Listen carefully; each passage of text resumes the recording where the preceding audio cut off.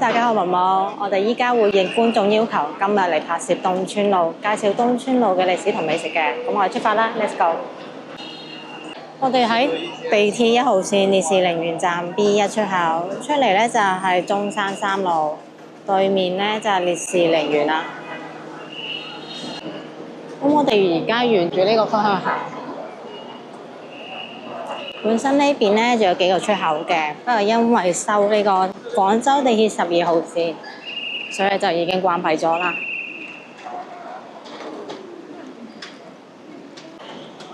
而家睇到嘅呢一座咧係廣東省人民醫院，廣東省人民醫院嘅前身係廣州中央醫院。咁佢嘅第二任院長咧係鍾南山嘅爸爸鍾世發。呢間醫院最擅長咧係醫心臟。喺80年代嗰陣時咧，霍英東嚟廣東省人民醫院度睇病，好翻咗之後，仲捐咗2000萬港幣俾呢間醫院，起咗心臟中心。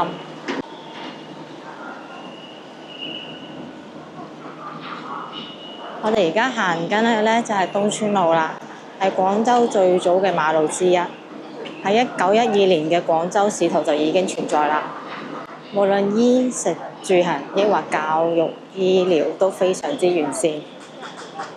咁而家咧，除咗地鐵1號線之外，仲起緊地12號線嘅，仲有大型嘅市場東川育才市場。而重點學校咧就有東川路小學，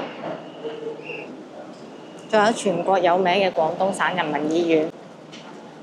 咁睇右側咧，以前係大名鼎鼎嘅東川名店運動城。佢咧係2001年開業，2016年結業嘅。依家咧就已經完全拆晒啦。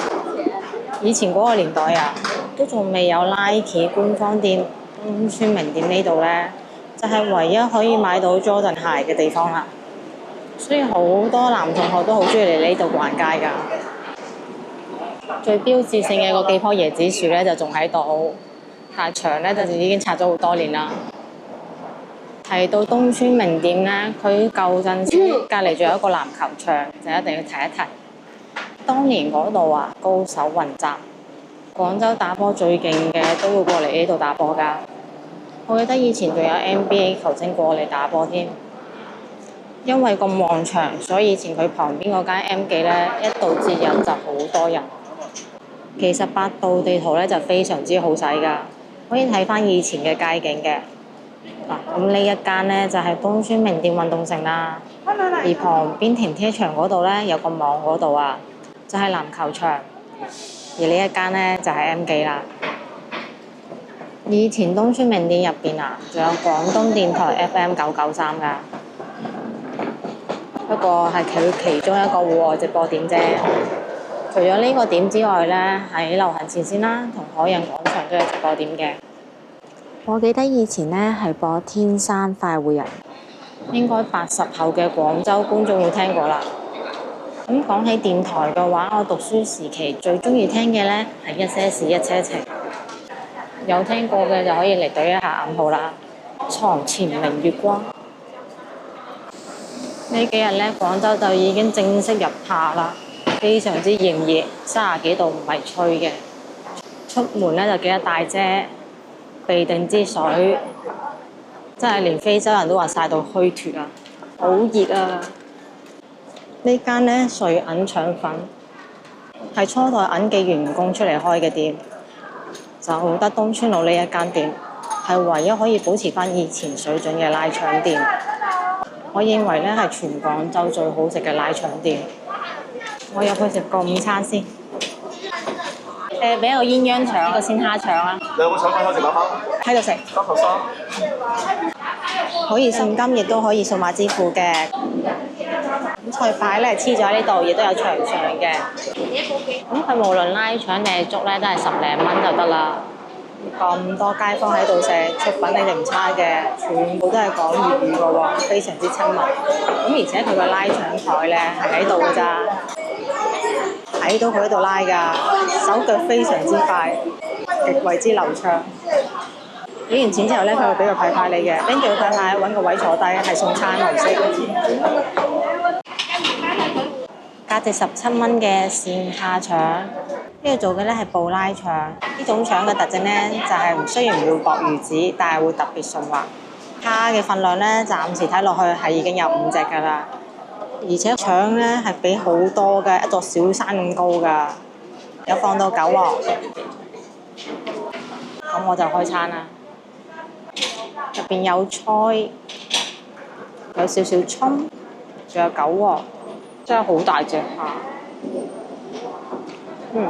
呢個厚度其實食落去咧就已經足夠薄㗎啦，唔需要話追求到駁魚子嗰種嘅，嗰種咧係要落燉麵先做到嘅。咁啊布拉呢種純米漿嘅咧，呢個程度就已經非常之優秀啦。蝦肉嗦嗦聲啊，聽唔聽到啊？蝦冇冰鮮味，夠大隻，好爽口。咁擺咗9黃啦，我覺得係好正宗嘅。佢俾小山咁多嘅腸粉我嘅，我都唔使加底都夠飽啦。而且食落去非常之有米香，夠晒滑。個豉油咧，仲有好濃郁嘅花生油香味。10零蚊我都好有誠意喎。16蚊嘅鴛鴦腸，鴛鴦咧就即係牛肉加豬肉啦，依然都係比一小山一樣嘅份量啊！我覺得呢度份量，男嘅都食到飽到肚啊！咁咧唔會話因為呢條腸平咗1蚊雞咧就厚，一樣都係咁靚，出品非常之穩定，透到光㗎啦，呢種厚度足夠薄啦。咁佢入邊係有搭菜嘅喎，有啲人覺得搭咗菜咧會影響布拉腸嘅質感啦，但係亦都可以話咁樣咧就更加有營養啦，夠晒均衡啦，一條腸有肉有菜又有澱粉，唉呢一餐夠啦，無論早餐定午餐都可以啦。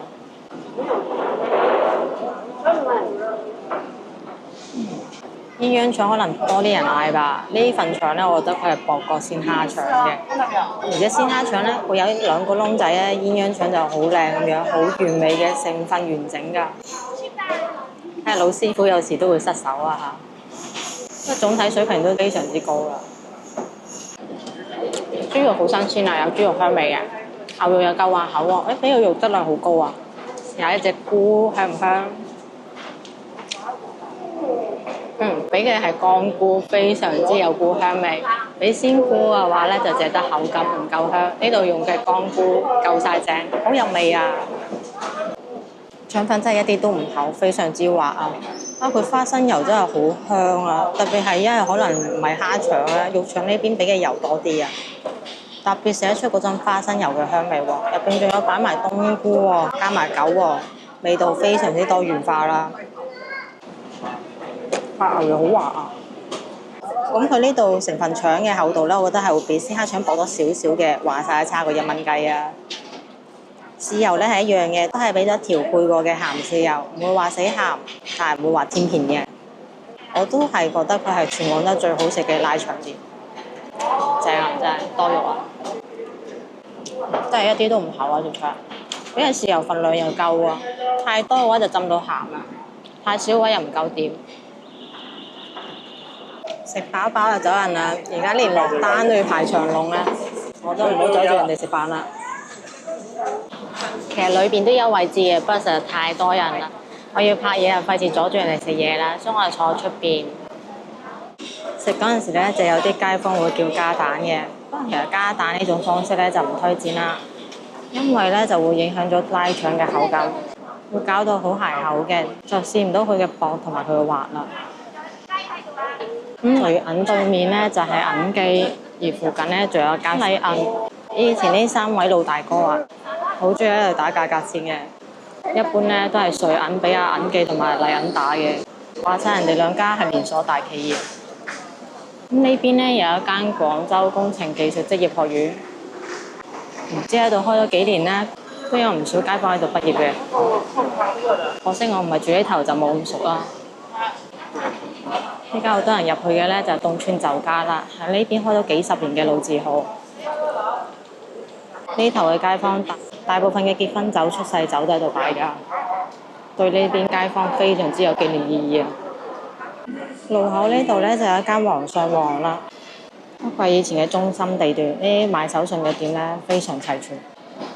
咁我哋而家咧就轉入東村一街，呢度咧係觀眾要求我拍攝嘅東村一街啦。我哋就逛一逛講故仔。我哋沿住東村一街行到篤，沿途咧就有唔少嘅茶行啦、花店啦、斬料鋪。因為呢度咧係東村新街市，以前咧叫做東村肉菜市場，係一個比較大型嘅市場。而內戰時期呢度咧係安徽義莊，呢一帶舊時仲有好多殯儀館㗎，直到60年代先至完全遷出。所以咧呢頭都有唔少嘅都市傳說㗎。而家就係繁榮街市，大家就放心食嘢，就冇人記得都市傳說啦。因為係一層樓街市，上邊咧係住宅嚟嘅喎，5層高。但係呢棟樓宇咧其實已經非常之舊啦，不過算設計得好超前啊。而家咧我哋就沿住東村一街一直行，因為好多人幫襯我柴大姐美食。呢個街市真係奇力，仲有一個碳空調，好高檔。等我體會一下高檔市場係一個咩感覺先。一行入嚟嘅咧係肉區，肉區都冇肉臭味喎，果然係夠企理。電子秤寫埋價，196蚊公斤。係喎，全部都係電子秤上面寫咗價嘅喎。哇！呢啲檔口好規範嘅，全部有冰箱咁樣冰住嘅，咁啊秤都係同一個款式，定期要過嚟檢查鎖住咗嘅喎，咁啊冇得動手腳啦。呢度咧係賣魚肉嘅，草魚咧52公斤。不過市場咧就唔算大，逛起身到食就係乾淨企理。咦，菜類都分得好企理啊！咁啊有咩菜靚食咧？頭先我啱食完腸粉啦，而且我總唔會滴住啲菜翻荔灣區嘅，咁咪唔夠新鮮咯。品種夠齊全啦，水果攤有幾檔，唔算多，但係每類攤位咧都有幾檔。譬如呢間八果園添，執得咁企理。斬料店都有幾檔，真係夠買啦！行咗一圈咧，就喺呢個東村新街市呢幾隻字下邊嘅呢間斬料鋪咧，就係最旺噶啦。如果真係要過嚟斬料咧，幫襯佢啊，會比較有保證咯。而家就見識完咗人哋嘅高檔街市啦，行翻我嘅舊區小路先。睇幾錢？黃皮10蚊斤，提子9個8。夏天啊，過嚟食水果啊！廣州夠多啊！香瓜5個半，火龍果又10蚊4隻，又唔算啲價好多喎，同荔灣啲市場價錢差唔多啫喎。而家咧，我哋就行到咗東村一街嘅篤篤啦。呢度咧就係長金門後街，咁佢咧係屬於大東街社區嘅。其實以前呢塊咧全部都屬於東山嘅，不過東山咧而家就被合併咗落去越秀區，所以咧越秀區最出名嘅大東街咧就搬晒呢一條，嚟到咗長金門後街啦。咁既然有後街，自然就有前街㗎啦。鏡頭嘅呢個方向咧就係長金門前街啦，而佢中間圍住嘅呢個小區咧就長金門小區啦。所以其實長金門小區咧就係古代嘅長金門，而呢個長金門咧喺廣州市地名誌都有記載㗎。長金門其實係舉辦白事嘅地方啊。清道光廣東通志同番禺縣志都有記載㗎。喺康熙61，即係1722年，呢度咧係建咗個地藏庵，以為鄉人地裏位之所。後個省客位亦皆殯祠，而女位咧通女穗，穗咧係指簡陋嘅棺材，意思咧即係話呢一度係暫時停放棺材嘅地方。而廣東市宗教誌記載咧，地藏庵係喺雍正6年，即係1741年，改為普濟院。乾隆21年廢。根據格雷牧師嘅《廣州7日》記載，普濟院咧其實係一座男老人院，所以住喺呢度嘅居民咧都唔需要擔心。其實已經喺成200幾年前咧就改為咗做老人院啦。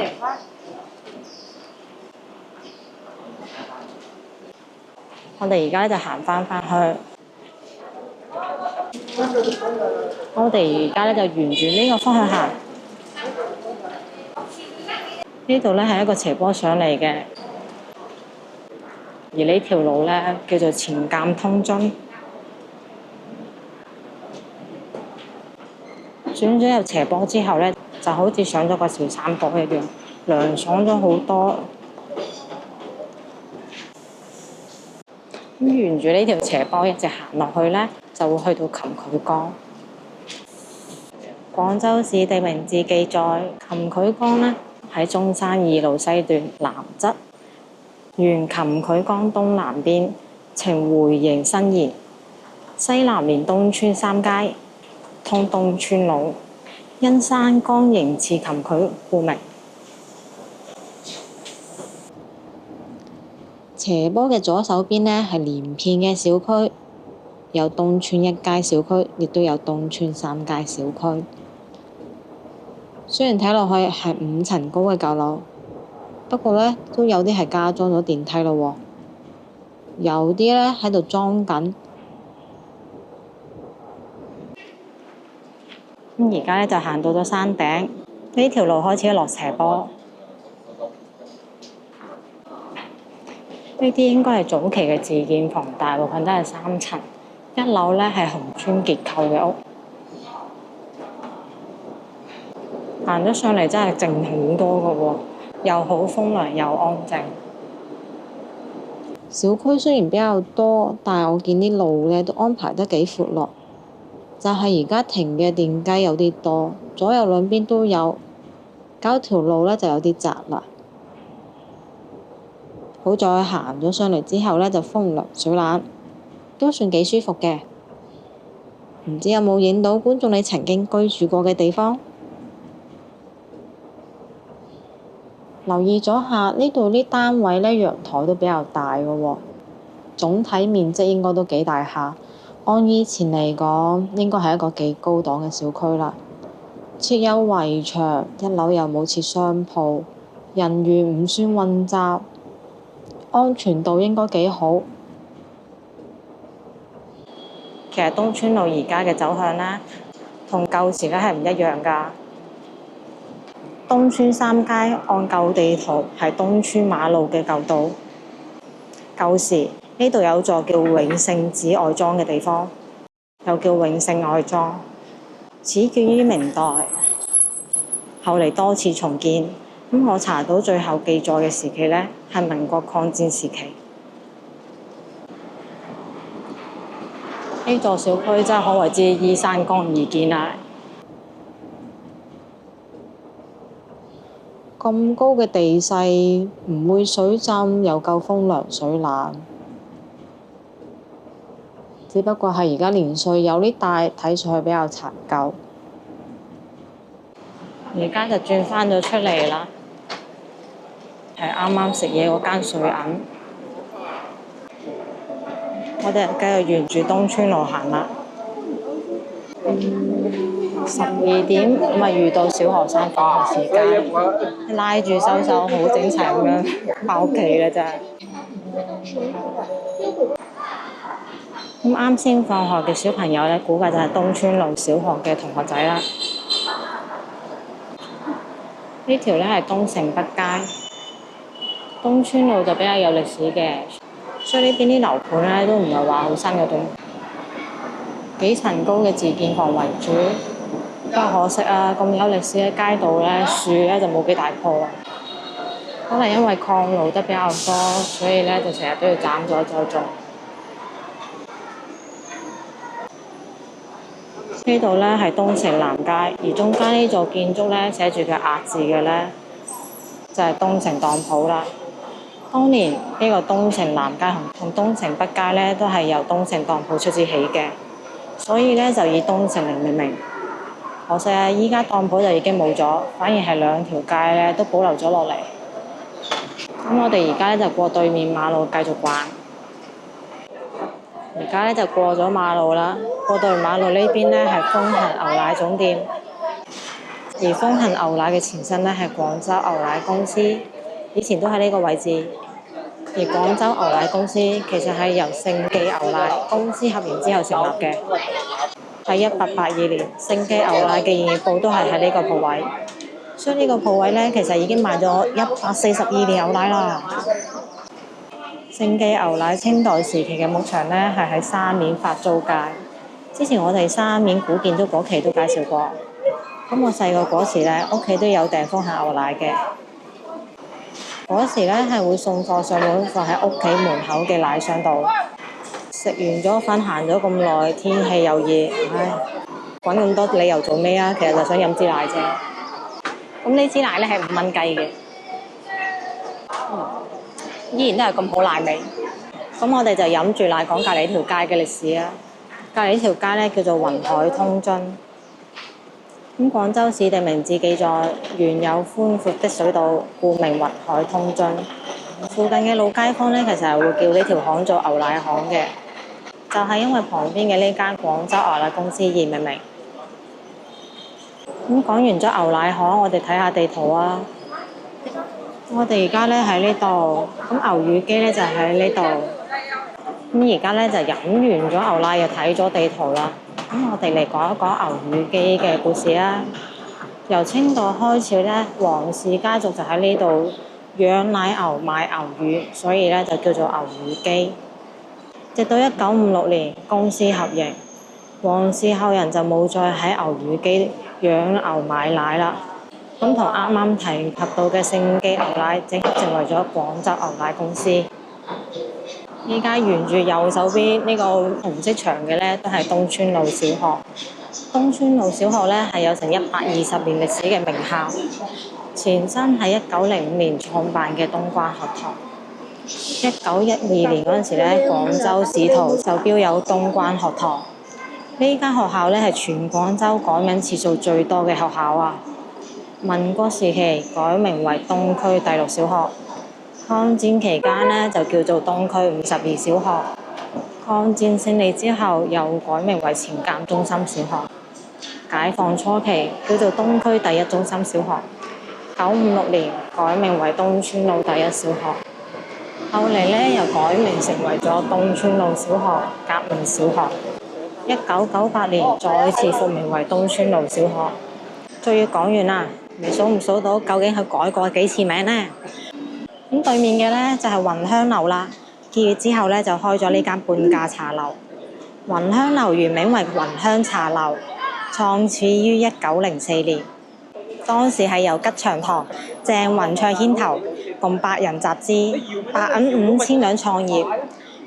雲香茶樓咧最初雖然只係磚木結構，鋪有瓦面嘅2層樓，但係當年已經算係比較高級嘅茶樓啦。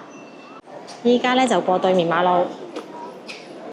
記得睇車喎，因為而家廣州啲電雞咧真係唔睇人㗎，人行道又係佢行，機動車道又係佢行。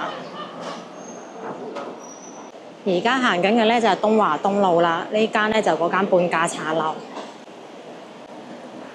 其實本身雲香樓咧就屬於廣州嘅4大茶樓之一，可惜啊！1929年雲香茶樓拆咗舊樓，起成咗3層樓，增加咗紅木家私。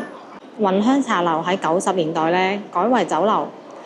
2008年以前，雲香樓每日下午都會保持唱粵劇、粵曲嘅特色嘅。